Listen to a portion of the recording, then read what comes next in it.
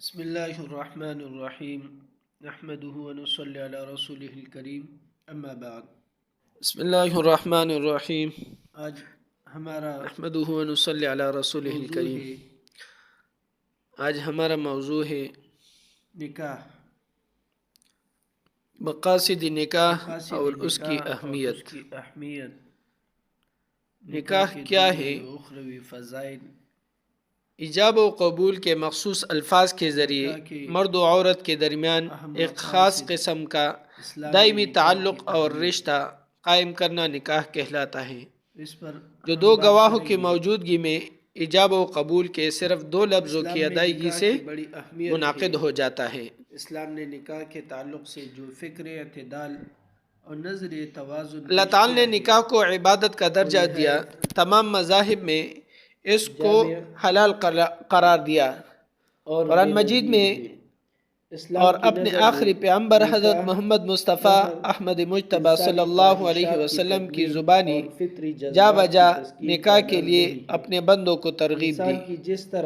نکاح کے بہت زیادہ فضائل و فوائد ہیں، بطور مشت نمونہ فروارے کچھ یہاں ذکر کیے جاتے ہیں۔ نکاح کے دنیاوی و اخروی فضائل۔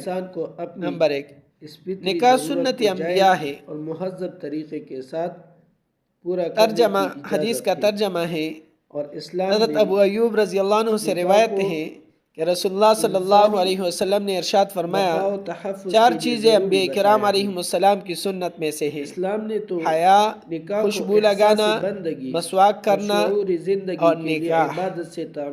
نمبر 2، بے نکاح مرد اور بے نکاح عورت محتاج اور مسکین ہے۔ ابن ابی نجیح رضی اللہ عنہ سے روایت ہے کہ رسول اللہ صلی اللہ علیہ وسلم نے ارشاد فرمایا کہ مسکین ہے وہ مرد جس کی بیوی نہ ہو۔ لوگوں نے عرض کیا اگرچہ وہ بہت مال والا ہو تب بھی وہ مسکین ہے؟ آپ صلی اللہ علیہ وسلم نے فرمایا ہاں، اگرچہ وہ بہت مال والا ہو۔ پھر فرمایا مسکین ہے وہ عورت جس کا خاوند نہ ہو۔ لوگوں نے عرض کیا اگرچہ بہت مالدار ہو تب بھی وہ مسکین ہے؟ آپ صلی اللہ علیہ وسلم نے فرمایا ہاں، اگرچہ وہ مال والی ہو۔ نکاح کرنے سے دین اور دنیا کے بہت سے کام درست ہو جاتے ہیں، اور مال کا جو مقصود اصلی ہے یعنی راحت اور بے فکری، وہ اس مرد کو نصیب نہیں ہوتی جس کی بیوی نہ ہو، اور اس عورت کو بھی یہ راحت اور آرام نصیب نہیں ہوتا جس کا خاوند نہ ہو۔ اس لیے مال ہونے کے باوجود شادی نہ کرنے والے مرد و عورت کو اس حدیث میں مسکین کہا گیا ہے۔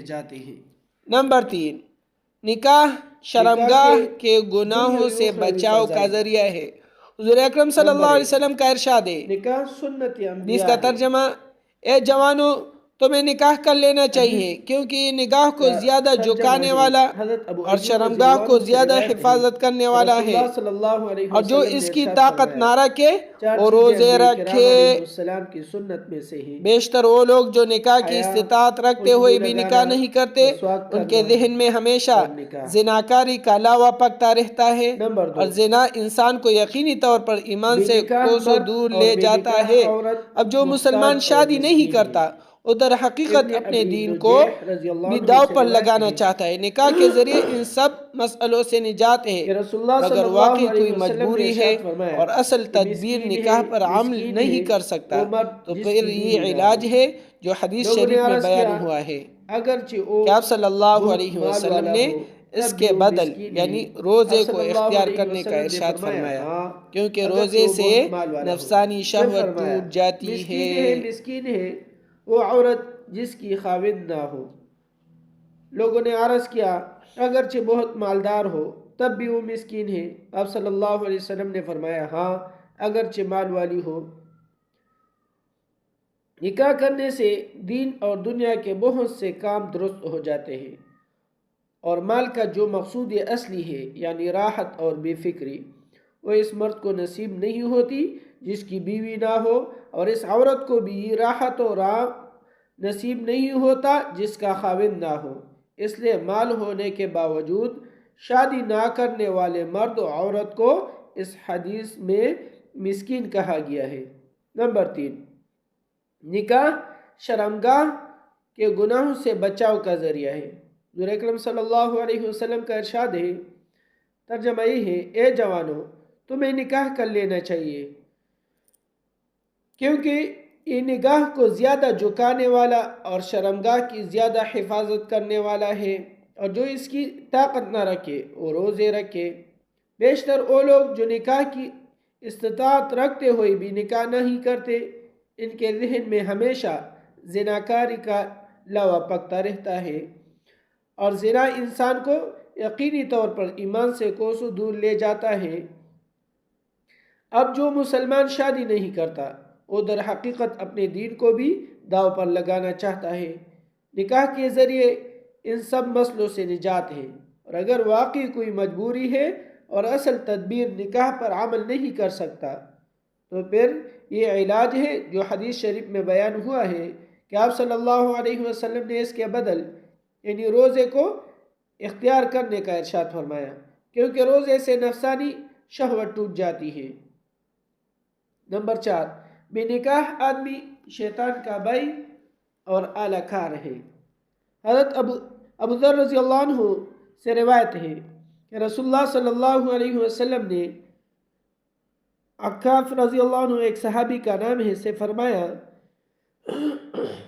اے عکاف کیا تیری بیوی ہے؟ انہوں نے عرض کیا نہیں۔ آپ صلی اللہ علیہ وسلم نے فرمایا، اور تو مال والا وسعت والا ہے؟ عرض کیا، ہاں میں مال اور وسعت والا ہوں۔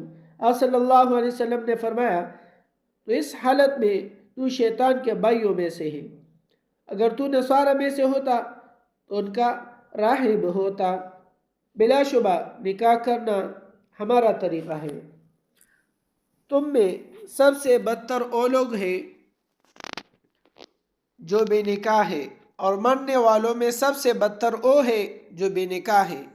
کیا تم شیطان سے لگاؤ رکھتے ہو؟ شیطان کے پاس عورتوں سے زیادہ کوئی ہتھیار نہیں جو صالحین کے لیے کارگر ہوں، مگر جو لوگ نکاح کیے ہوئے ہیں یہ لوگ بالکل مطہر ہیں اور فحش سے بری ہیں۔ اور فرمایا، اے عکاف تیرا برا ہو، نکاح کر لے ورنہ پیچھے رہ جانے والوں میں سے ہوگا۔ نمبر 5، بے نکاح کا مسلمانوں سے کوئی تعلق نہیں۔ جو شخص نکاح کرنے کی طاقت ہونے کے باوجود نکاح نہ کرے وہ مجھ سے نہیں ہے، یعنی اس کا مجھ سے کوئی تعلق نہیں، اب صلی اللہ علیہ وسلم کا فرمان ہے۔ تو نکاح نہ کرنا مسلمانوں کا شعار نہیں بلکہ نصارہ کا طریقہ ہے، کیونکہ وہ نکاح نہ کرنے کو عبادت سمجھتے ہیں۔ عذر نہ ہونے کے باوجود نکاح نہ کرنا اور اسے عبادت یا فضیلت سمجھنا رہبانیت کے زمرے میں آتا ہے، جو اسلام میں جائز نہیں ہے۔ لا رہبانیت فی الاسلام۔ نمبر 6، بے نکاح کا حضور صلی اللہ علیہ وسلم سے کوئی تعلق نہیں۔ حدیث میں ہے کہ 3 صحابی رضی اللہ عنہ ازواج مطہرات رضی اللہ عنہن میں سے ایک زوجہ مطہرہ کے گھر تشریف لائے اور آپ صلی اللہ علیہ وسلم کے احوال کے بارے میں معلوم کیا۔ جب ان کے سامنے آپ صلی اللہ علیہ وسلم کی عبادات کے احوال کو بیان کیا گیا تو انہوں نے آپ صلی اللہ علیہ وسلم کی عبادت کو کچھ کم خیال کیا۔ پھر کہنے لگے، ہمیں نبی کریم صلی اللہ علیہ وسلم سے کیا نسبت؟ آپ صلی اللہ علیہ وسلم کے تو اگلے پچھلے سب گناہ معاف کر دیے گئے ہیں۔ اب تینوں میں سے ایک نے کہا، میں تو اب ہمیشہ رات بھر نماز پڑھوں گا۔ دوسرے نے کہا، میں تو ہمیشہ روزہ رکھا کروں گا اور کبھی بھی نہیں چھوڑوں گا۔ تیسرے نے کہا، میں تو کبھی شادی نہیں کروں گا۔ رسول اللہ صلی اللہ علیہ وسلم کو علم ہوا تو آپ صلی اللہ علیہ وسلم نے ان سے پوچھا کہ کیا تم نے ایسی بات کہی ہے؟ خدا کی قسم میں تم سے زیادہ اللہ سے ڈرنے والا ہوں اور تم سے زیادہ اللہ تعالیٰ کے حقوق کی نگہداشت کرنے والا ہوں، مگر میں روزہ بھی رکھتا ہوں اور چھوڑتا بھی ہوں اور رات کو نماز بھی پڑھتا ہوں اور سوتا بھی ہوں۔ اور پھر آپ صلی اللہ علیہ وسلم نے فرمایا، وَتَزَوَّجُ النِّسَاءَ فَمَنْ رَغِبَ عَنْ سُنَّتِي فَلَيْسَ مِنِّي۔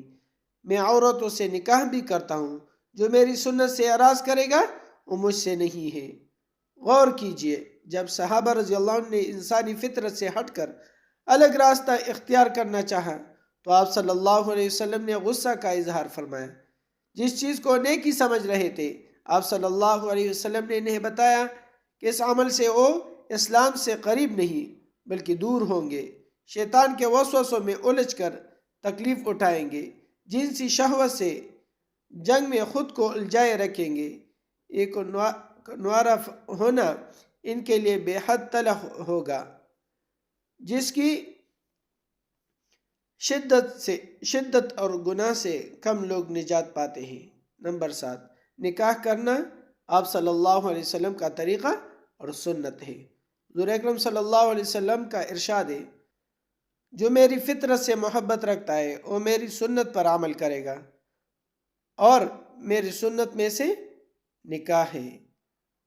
حضرت ابن مسعود رضی اللہ عنہ کا ارشاد ہے، اگر میری زندگی کے صرف 10 روز رہ جائیں تب بھی میں شادی کر لینا پسند کروں گا، تاکہ غیر شادی شدہ حالت میں خدا کو منہ نہ دکھاؤں۔ حضرت ابن عباس رضی اللہ عنہما فرماتے ہیں، نکاح کر لو، کیونکہ ازدواجی زندگی کا ایک دن غیر شادی شدہ زندگی کے اتنے برسوں کی عبادت سے بہتر ہوتا ہے۔ تو یہ تھے نکاح کی دنیاوی و اخروی فضائل۔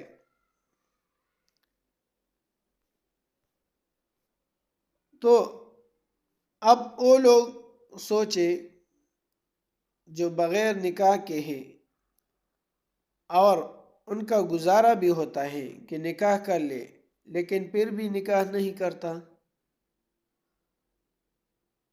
تو یہ کیا ہے؟ اپنے ساتھ بھی ظلم ہے، اور حضور صلی اللہ علیہ وسلم کی بات سے بھی کیا ہے؟ انکار ہے۔ حضور صلی اللہ علیہ وسلم کی سنت سے بھی کیا ہے؟ روگردانی ہے، کہ جن کے پاس مال ہے، جن کے